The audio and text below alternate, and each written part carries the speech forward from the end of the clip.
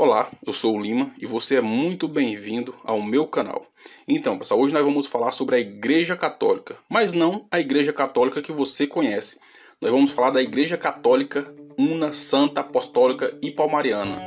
Uma espécie aí de segunda Igreja Católica ou dissidência do catolicismo que surgiu por volta de 1978.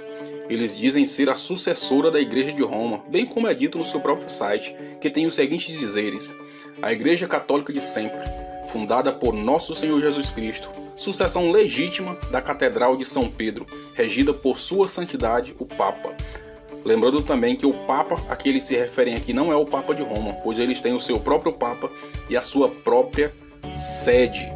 Mas antes da gente falar como surgiu essa igreja e de todo o desenrolar da história, dá aquela força pro canal que não te custa nada, é de graça e você ajuda a gente dentro do YouTube. É só para você deixar um like aqui abaixo, tá? Só é ir lá e dar um joinha nesse vídeo. Caso queira, você também pode se inscrever e ativar o sininho, tá bom? Então, pessoal, a Igreja Católica que nós conhecemos tem aí 2 milênios de história e coleciona aí muitos escândalos e crimes, pois essa, com apenas algumas décadas, também já tem algumas histórias bem inusitadas que deixam muitos com uma pulga atrás da orelha, com um ar de dúvida, ao menos para aqueles que resolvem pensar, que resolvem se questionar. Mas como tudo isso começou? Como surgiu a Igreja Palmariana? O Palmar de Troia fica situado a 40 km de Sevilha, na Espanha.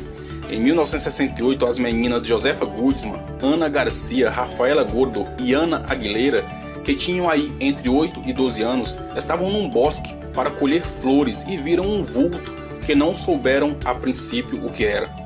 Mas depois elas entenderam ser a Virgem Maria, que então pousou seus pés sobre os arbustos chamados de lentisco. O arbusto foi, sem demora, despojada de suas folhas pelos devotos que naquela ocasião colocaram ali uma cruz. A população dos arredores continuou a fluir para El Palmar, julgando tratar-se de mais um lugar das aparições marianas pelo mundo. Mesmo a Igreja Católica de Roma investindo contra essa situação, os pais das garotas decidiram levar tudo à frente, dizendo não ser fruto da imaginação das meninas, mas que de fato a Virgem Maria apareceu para elas. Em um dos depoimentos impressos em jornais dizia o seguinte: vimos algo maravilhoso diante de nós. Uma senhora que só podia ser vista dos ombros para cima. Seu rosto estava muito redondo e rosado, seus olhos estavam pretos e ela sorria para nós. Sua roupa era marrom. Foi noticiado que não apenas uma aparição ocorreu, mas que as meninas viram a Virgem Maria outras vezes. O fato é que o lugar virou, como de costume, ambiente de peregrinação. Muitos religiosos começaram a frequentar o local. Alguns buscavam milagres, outros queriam apenas a chance de também ver a Virgem Maria. E não é que nos meses seguintes a Virgem Maria apareceu para pessoas diferentes das meninas? Isso mesmo, pasmem, a Virgem apareceu para outras pessoas. E muitos já se perguntavam, por que justamente ali? Para muitos, a mensagem da Virgem Santa era de que o catolicismo tradicional, ou catolicismo romano, estava deixando muito a desejar, estava muito relaxado. Eles estavam seguindo as coisas do mundo e não as coisas de Deus, que na verdade a religião deveria ter costumes mais rígidos. É bem verdade que alguns anos antes houve um concílio do Vaticano, onde muitas das decisões deixaram a Igreja Católica mais moderna, com a intenção aí de atrair novos fiéis e também de retornar aqueles dissidentes do catolicismo, as pessoas que estavam afastadas. Então as mudanças de modernização da Igreja Católica foram aprovadas ao redor do mundo pelos seus fiéis, pois a Igreja estava se adequando à modernidade. Mas para os moradores de El Palmar, a Virgem Maria não aprovava essas mudanças e por isso ela estava aparecendo na região para trazer essa mensagem. Entre essas pessoas, os devotos que frequentavam aquele lugar, estava um homem chamado de Clemente Domingues Gomes. Clemente tinha aí algumas histórias místicas em sua vida. Não dá para falar todas aqui, mas uma delas dizia o seguinte: ele parecia condenado a morrer logo depois de nascer, mas levado sem demora para ser batizado, o homem foi instantaneamente curado. No decorrer das semanas seguintes, apareceram sobre sua língua letras avulsas, uma de cada vez, até completar o nome Glória. Ocorreu também que certa vez Clemente Domingues viajava em uma rodovia quando caiu sobre os trilhos do trem, e ali ele ficou desacordado por muito tempo. Embora tenha se passado por várias horas ali, ele escapou da morte, porque os trens que viriam a seguir atrasaram misteriosamente a sua passagem. Quando Clemente Domingues chegou ao local, ele já foi avisado pelos sortudos que já tinham visto a Virgem Santíssima que ele, Clemente, receberia mais tarde avisos do céu, mas que ele iria sofrer muito. Aí então começa uma série de aparições a Clemente. Clemente, atordoado com os presságios, resolveu ir embora, mas já no caminho de casa ele viu uma luz forte que se dirigiu para o lugar das aparições.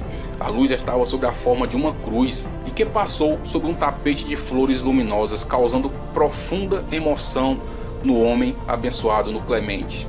Então Clemente resolveu não ir embora e voltou para o local onde viu as seguintes aparições. Em setembro de 1979, Clemente teria visto Nossa Senhora e o Padre Pio, ou Santo Pio, que começaram a revelar os segredos da futura vocação de Clemente e da nova Igreja de Jesus Cristo.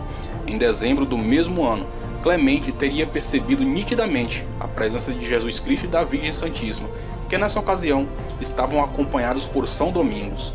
Lembrando que, de acordo com Clemente, uma das mensagens transmitidas era um alerta para a presença do comunismo e da maçonaria dentro da Igreja Católica de Roma, e que o Papa de Roma, Paulo VI, estava sendo manipulado por cardeais avarentos e corruptos.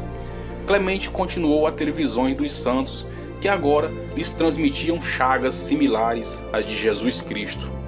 Em uma das aparições foi determinado por Jesus Cristo que o homem fundasse a Ordem dos Carmelitas da Santa Face, com ramos masculinos e femininos. Clemente recebeu chagas nas mãos, na testa e no peito, sendo que a do peito tinha aí aproximadamente 6 centímetros de profundidade e era similar à feita em Jesus Cristo por uma lança quando ele já estava na cruz. Clemente poderia ser só mais um mentiroso, só mais um charlatão. Mas você sabe como são os religiosos. Muitas pessoas, a grande maioria na verdade, acreditou que tudo aquilo eram fatos reais. A Igreja de Roma, em Sevilha, que fica a 40 km de El Palmar de Troia, continuava a afirmar que aquilo não era real e que era sim apenas uma histeria coletiva. Mas não teve jeito. As peregrinações ao santo lugar só aumentavam. Então levantaram um altar no local das visões e ali se tornou a pedra fundamental da Igreja Católica Palmariana. Como as proibições da Igreja de Roma não surtiam efeitos, Clemente só ganhava fama e era o principal vidente da região. Então, no ano de 1975, uma aparição de Jesus Cristo a Clemente solicitou a construção de um santuário no local. Isso mesmo, Jesus Cristo apareceu para Clemente e solicitou a construção do santuário. Foi nesse momento que teve início a construção da linda Basílica de El Palmar de Troia, ou da Igreja Católica Apostólica e Palmariana. Nesse interim, claro, o ex-corretor de seguros se autodenominou Papa da Igreja Católica Palmariana. Claro que isso veio a ocorrer depois de uma de suas visões, onde Jesus Cristo o coroava como sucessor de Pedro, que era o Papa de Roma. Então o ex-corretor Clemente Domingues, que em um momento se denominou Padre Fernando, agora já era o Santo Papa Gregório XVII. Após se declarar Papa, ou após Jesus lhe coroar, pouco tempo depois, o santo homem teve um terrível acidente. O acidente foi tão sério que os glóbulos oculares do homem tiveram que ser retirados do corpo. Clemente agora, claro, ficou cego. Mesmo assim, o homem ficou à frente da nova igreja, a verdadeira igreja de Jesus Cristo. Mesmo diante de tais condições, ele declarou que para Deus a força do Vaticano não mais existia. A única igreja de Cristo era agora a Igreja Una, Santa, Católica, Apostólica e Palmariana. Então, o Santo Papa verdadeiro, o Papa Gregório XVII, que antes era Clemente, passou a excomungar todas as pessoas que o desafiavam ou que desafiavam a autoridade papal. João Paulo II, um dos papas mais famosos da história, foi um dos primeiros a serem condenados ao inferno por Gregório XVII, dentre outros que vieram posteriormente. Após isso, o Santo Padre, Papa Gregório XVII, nomeou 24 cardeais para auxiliá-lo. Também começou a fazer uma relação de pessoas mortas que mereciam serem canonizadas, ou seja, transformadas em santas a serviço de Deus. Uma das pessoas santificadas foi Cristóvão Colombo. Não sei o porquê, mas hoje é um santo homem.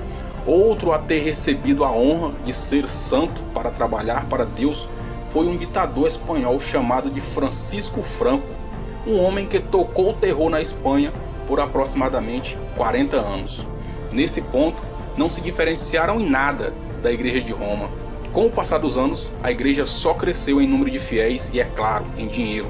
A igreja hoje tem uma imensa fortuna que lhe possibilita muitos luxos, inclusive aumentaram muito a sua sede.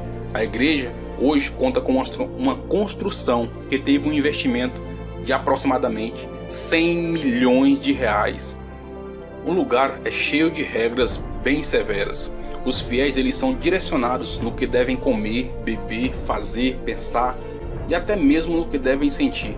Dizem também haver punições mutiladoras para os pecadores, bem como abusos psicológicos e físicos. Também existem denúncias de lavagem de dinheiro dentro da igreja, como se isso fosse novidade nas igrejas, nas religiões. Existem histórias de até morte dentro dos muros da Basílica. Clemente ou Gregório XVII também foi acusado de abusos durante os anos 90. Quando Gregório XVII ou Clemente morreu em 2005, seu amigo pessoal Manuel Corral assumiu o trono e passou a se chamar então de Pedro II. E de lá até aqui foram mais 2 papas, Gregório XVIII e o atual que se chama Papa Pedro, aliás, Sua Santidade, Papa Pedro III ou Papa Pedro III. E como sempre nas religiões, mesmo com os escândalos, a Igreja Católica Palmariana continua a crescer ao redor do mundo. Então, na sua opinião, essa igreja surgiu realmente por intermédio de Jesus Cristo? Ou se trata de mais uma das criacionices do ser humano, das pessoas que manipulam pessoas? O que você acha da Igreja Católica Palmariana? Deixa seu comentário aí abaixo, deixa sua sugestão de vídeo ou faça sua crítica. Ela será muito bem-vinda e a gente vai buscar melhorar para trazer mais conteúdo para você.